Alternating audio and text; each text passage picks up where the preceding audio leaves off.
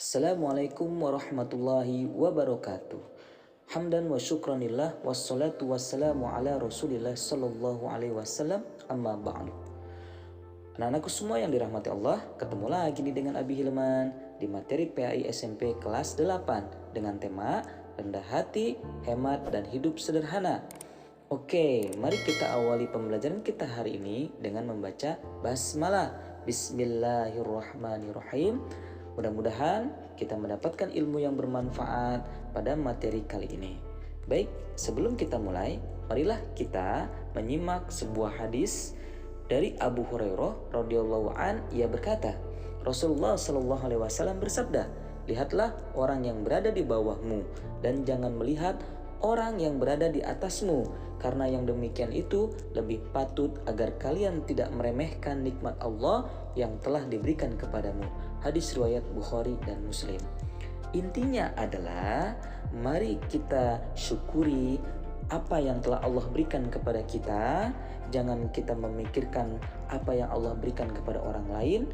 Insya Allah kita akan menjadi manusia-manusia yang bersyukur. Insya Allah. Bisa dipahami ya anak-anakku semua? Baik, selanjutnya kita akan baca Quran surah Al-Furqan ayat 63. Karena ini adalah merupakan dalil nakli tentang rendah hati. Baik, sama-sama ya, kita awali dengan ta'awuz. A'udzu billahi minasy syaithanir rajim. Bismillahirrahmanirrahim. Wa ibadur rahmanil ladzina yamshuna 'alal ardi hauna wa idza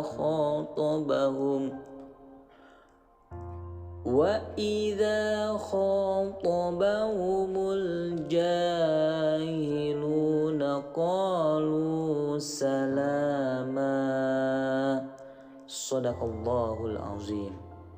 Yang artinya, adapun hamba-hamba Tuhan yang Maha Pengasih itu adalah orang-orang yang berjalan di bumi dengan rendah hati, dan apabila orang-orang bodoh menyapa mereka dengan kata-kata yang menghina, mereka mengucapkan salam.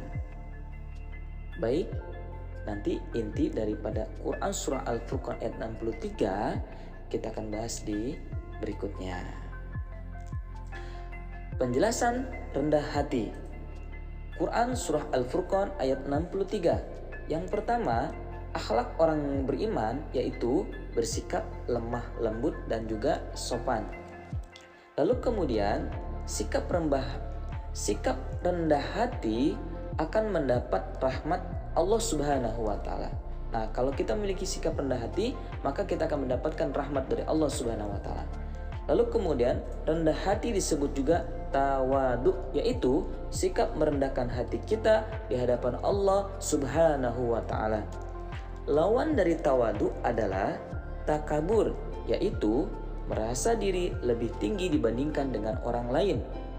Lalu kemudian sombong merupakan perilaku tercela atau yang disebut dengan akhlak mazmumah. Baik anak-anakku semua, marilah kita bersikap lemah lembut dan sopan santun, kemudian rendahkan hati kita bertawadu agar supaya apa? Agar supaya Allah Subhanahu wa taala nanti akan meninggikan derajat kita dibandingkan daripada orang-orang yang takabur, karena orang-orang yang takabur itu masuk ke dalam kategori akhlak yang mazmumah, yaitu akhlak yang tercela, dan orang yang tercela dia akan direndahkan oleh Allah Subhanahu wa taala. Nauzubillah. Kita merendahkan hati di hadapan Allah agar supaya kita ditinggikan oleh Allah Subhanahu wa taala. Mudah-mudahan bisa dipahami ya anak-anakku semua.